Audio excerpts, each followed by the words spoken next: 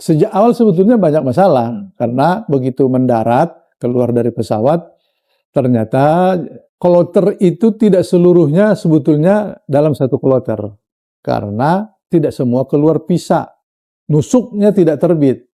Karena ini sudah mau berangkat, nggak mungkin dikosongkan pesawat, maka didoronglah kloter kedua untuk masuk ke kloter pertama. Begitu mendarat itu jadi problem. Wah, itu yang ribut. Tidak tahu di mana hotelnya, istrinya pindah dan berjauhan dengan pendamping. Nah, kita ingin itu tidak terjadi. Segera dibenahi, pastikan jamaah itu benar-benar dalam satu kloter, bukan ada pertukaran dari berbagai kloter terhadap penerbangan yang membawa jamaah.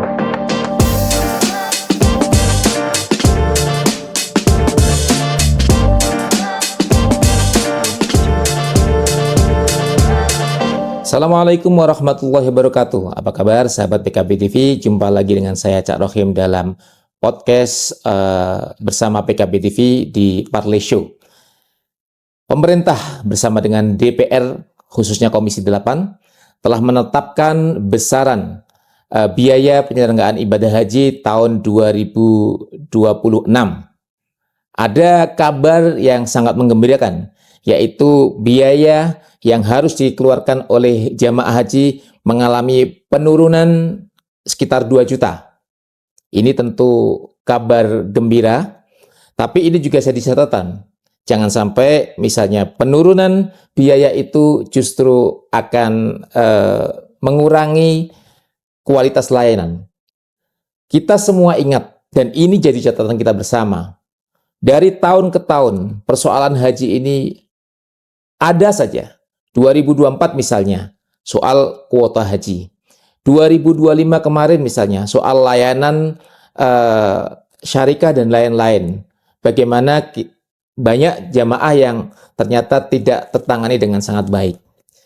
Tahun ini atau tahun pelaksanaan haji tahun depan ini menjadi catatan sejarah karena ini adalah tahun pertama Kementerian Haji dan Umroh menjadi penyelenggara penyelaksanaan ibadah haji yang sebelumnya ditangani oleh Kementerian Agama dan tahun kemarin bersama Badan Haji, tahun ini menjadi Kementerian Haji dan Umroh.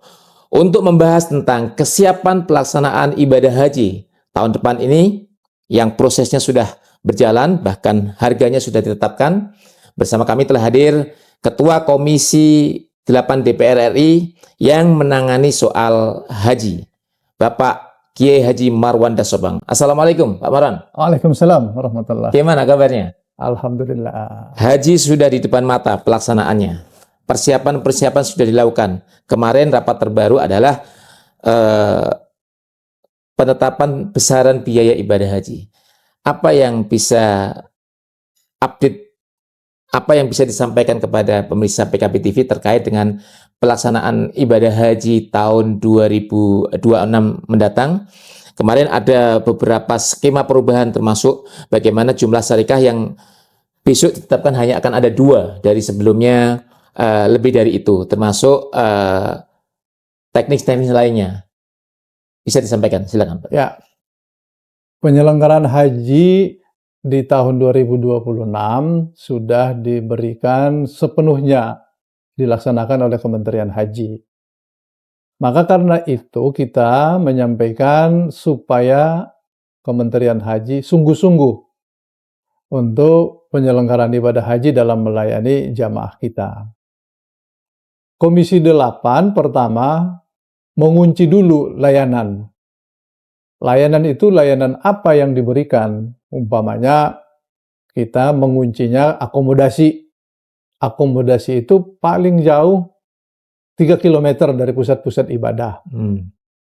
Yang kedua, konsumsi. Konsumsinya rasa Nusantara, berbahan pokok, ekspor atau impor dari Indonesia. Shape-nya juga harus dari Indonesia. Itu yang disebut dengan rasa Nusantara. Kemudian Ar-Musna juga Arafah, Musdalifah, Mina harus menempati kawasan-kawasan yang strategis yang kita tempati selama ini. Kami membuat catatan, tidak boleh jamaah haji Indonesia ditempatkan di Mina. Jadi Harus semua berada di Mina.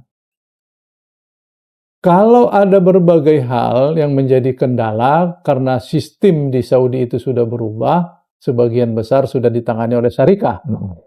Mereka punya alasan sekarang tidak lagi rumit untuk berkoordinasi karena syarikahnya tinggal 2. Tinggal 2. Maka minta aja bantuan dari para syarikah ini supaya mendapatkan kawasan yang strategis. Ini dengan jumlah jamaah yang sekitar 210.000 dengan hanya 2 syarikah, artinya satu syarikah lebih dari 100.000. Ini bagaimana, Pak Maris? Ya, dulu pertimbangan kita kenapa banyak syarikah dan kita menyarankan banyak syarikah supaya ada persaingan. Maka di tahun lalu itu kita menurunkan sekitar 4 juta rupiah. Sekarang 2 juta. Tapi perlu diwanti-wanti bahwa Kementerian Haji ini turut serta melaksanakan di 2025. Dan Kementerian Haji turut serta juga memberikan pandangan dan koreksi terhadap penyelenggaraan haji. Oleh karena itu, landasan inilah yang kita minta mereka untuk mengerjakan dengan baik. Nah, itu yang penyelenggaraan haji tahun ini. Ada berbagai perubahan. Perubahan mendasar itu penetapan pembagian kuota. Kalau dulu berdasarkan besaran umat muslim per provinsi. Sekarang kuota dibagi berdasarkan jumlah daftar tunggu jamaah haji di setiap provinsi. Jadi ada yang berubah. Umpamanya Sumatera Utara selama ini mendapatkan jatah kuota 8.000, sekarang tinggal 5.000. Karena pendaftarnya sedikit. Jawa Barat sama, karena pendaftarnya sedikit, umat muslimnya banyak, maka jatahnya berkurang 6.000 lebih. Oh, Jawa Barat dengan jumlah daftar tunggunya sedikit karena pendaftar hajinya kecil.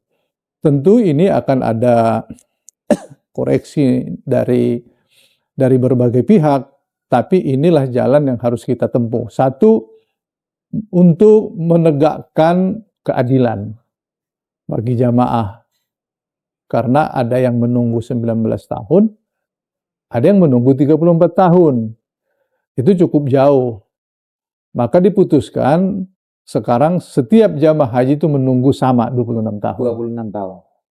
Meskipun daerah ini punya jumlah pendaftar berbeda-beda. Berbeda-beda. Jadi yang dibagi itu kuota dibagi jumlah kuota yang diterima per setiap tahun. Kemudian pertimbangan ini MUI sudah memperingatkan penyelenggaraan ibadah haji itu yang berupa dukungan subsidi dari nilai manfaat itu perbuatan haram. Karena ada orang menunggu 10 tahun subsidinya sama. Ada orang menunggu 30 tahun subsidinya sama. Padahal dia punya tabungan yang durasinya berbeda. Menjawab itu kita menyetujui. Berdasarkan kuota seperti itu kita wanti-wanti peringatkan dengan baik Kementerian Haji supaya jamaah yang berangkat ini tidak seperti tahun lalu. Mendarat di sana ternyata jamaahnya itu terpencar. Satu suami istri, satu ya, mungkin di hotel ini, di hotel ini, dan tidak di dalam satu syarikah. Mungkin kalau sekarang karena 2 syarikah tidak terjadi. Tetapi begitupun karena sistem embarkasi yang diminta oleh Saudi itu berdasarkan siskohat, maka tidak boleh ada yang berubah-ubah dalam satu kloter. Jadi di embarkasi ini, kloter ini memang isinya yang itu. Tidak boleh ditukar dari kloter kedua yang sudah lebih siap. Kalau itu terjadi, mungkin saja nanti di sana akan mengalami problem karena hotelnya bukan di situ. Nah, ini yang kita wanti-wanti. Jadi berdasarkan pembagian kuota itu segera diputuskan siskohatnya. Kloter 1, kloter 2, nanti tidak lagi ada yang berubah-ubah. Dan kita berharap komunikasi yang baik dari Kementerian Haji, terutama ke syarikah maupun Kementerian Haji Saudi. Karena kebijakan ini seringkali berada di lapangan itu ada pergeseran dan ada perubahan. Nah, yang terpenting bagi kita nanti Ar-Musna ini bisa berjalan dengan baik. Jamaah kita tidak ada yang terlambat ke Arafah, tidak ada yang tercecer di jalan, memasuki kawasan Mina terangkut dengan baik, dan apabila tidak menemukan alokasi kawasan yang memadai untuk menempatkan jamaah seluruhnya di Mina, kami meminta Kementerian Haji mendesain jamaah tanazul. Jadi tidak bermalam di Mina, tapi bermalam di hotel masing-masing. Kalau melihat pelaksanaan haji tahun lalu gitu Pak Madas, hal paling mendasar apa yang harus dilakukan pembenahan sehingga tidak terulang lagi, karena tahun lalu juga lumayan banyak keluhan itu. Ya pertama pemberangkatan ya, sejak awal sebetulnya banyak masalah karena begitu mendarat keluar dari pesawat ternyata kloter itu tidak seluruhnya sebetulnya dalam satu kloter karena tidak semua keluar pisah, nusuknya tidak terbit. Karena ini sudah mau berangkat, nggak mungkin dikosongkan pesawat, maka didoronglah kloter kedua untuk masuk ke kloter pertama. Begitu mendarat itu jadi problem. Wah itu yang ribut. Tidak tahu di mana hotelnya, istrinya pindah dan berjauhan dengan pendamping. Nah, kita ingin itu tidak terjadi. Segera dibenahi, pastikan jamaah itu benar-benar dalam satu kloter, bukan ada pertukaran dari berbagai kloter terhadap penerbangan yang membawa jamaah. Yang kedua, supaya jamaah benar-benar mendapatkan haknya beribadah di haram, maka angkutan bus yang disebutkan di sana bus sholawat itu benar-benar bisa berfungsi dengan baik. Jadi bus sholawatnya keliling menjemput jamaah di hotel-hotel. Namun kita mengingatkan juga bus nakobah itu, umpamanya angkutan dari bandara menuju hotel, dari hotel menuju Arafah, itu tidak terjadi seperti tahun lalu. Ada yang berupa bus sekolah dan lain-lain, dan pemberangkatannya ketersediaan bus tumpang tindih. Jadi bahkan ada yang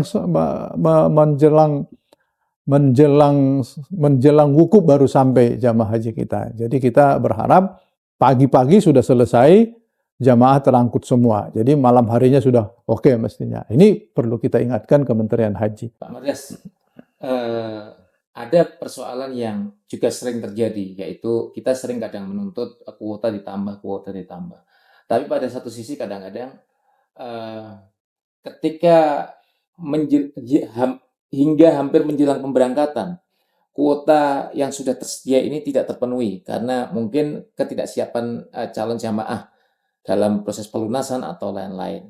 Nah, ini kan ada spare waktu yang sebenarnya masih cukup. Kalau itu misalnya kepastian siapa yang akan berangkat itu diumumkan jauh hari, sehingga ketika tidak siap maka bisa segera diganti oleh calon penunggu atau penunggu di bawahnya.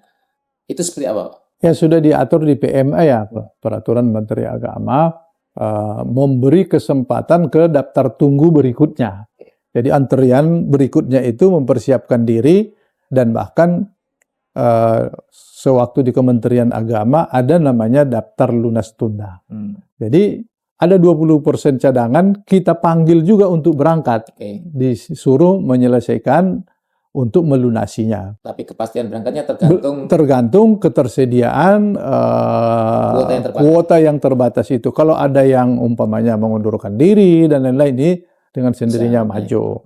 Itu tetap kita perbolehkan yang seperti itu supaya kuota kita tidak sia-sia. Pak Marwan, ini menjadi catatan sejarah karena ini adalah tahun pertama Kementerian Haji dan Umroh menyelenggarakan ibadah haji secara mandiri. Tahun kemarin Badan Penyelenggara Haji bersama Kemenak. Tahun ini pure Kementerian Haji dan Umroh pertama kalinya. Meskipun beberapa elemen ya itu orangnya sama. Gitu. Tapi kan ini kementerian baru. Bagaimana juga kesiapan misalnya di daerah, Kementerian Haji Umroh di daerah seperti apa? Apakah koordinasinya seperti apa? Kesiapannya atau penekanan yang dijadikan catatan Komisi 8 seperti apa? Kami membuat catatan di rapat terakhir ya, rapat kerja dengan Menteri Haji, supaya segera menyelesaikan urusan struktural, terutama di daerah. Jangan membiarkan SDM haji ini tidak mendapatkan kepastian. menjadi SDM Menteri Haji kah atau tetap di Kementerian Agama? Posisinya sekarang masih di Kementerian Agama. Ditugaskan atau Ya masih, dipinjamkan atau bukan, masih posisinya di situ. Oke. Tapi mereka karena berada di tugas haji, maka pendataan tetap mereka lakukan. Memastikan siapa yang berangkat, memastikan siapa yang perlu dirawat, memastikan siapa yang tidak menemukan jati orangnya. Waktu dipanggil orangnya tidak ada, itu seperti kasus yang tadi, bahwa kuota ini tidak terpakai, maka segera harus diketahui.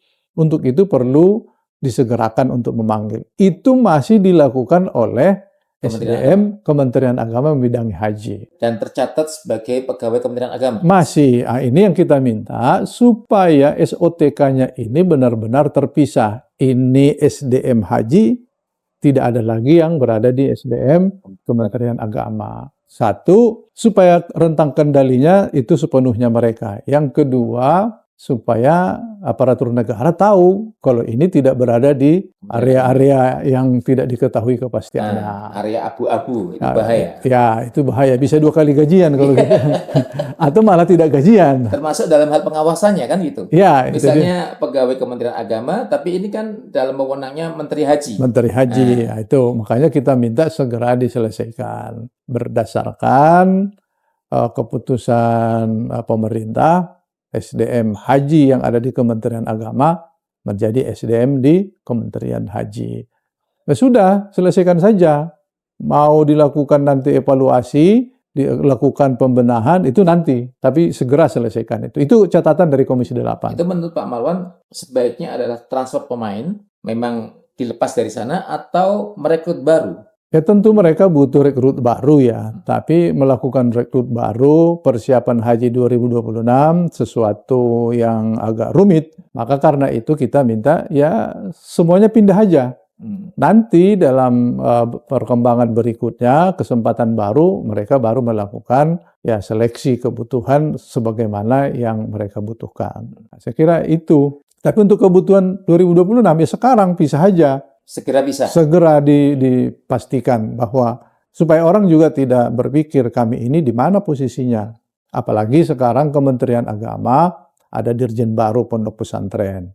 Lama-lama nanti Kementerian Agama mengirim mereka membutuhkan SDM yang dipindah ke dirjen pesantren. Itu agak rumit. Kira itu ya. Artinya ini harus masing-masing ada kejelasan gitu ya. Ya. Kejelasan sehingga job disk-nya, tugasnya tidak abu-abu tadi itu. Ya. Terakhir, kesiapan secara keseluruhan hingga saat ini pelaksanaan ibadah haji tahun 2026 seperti apa?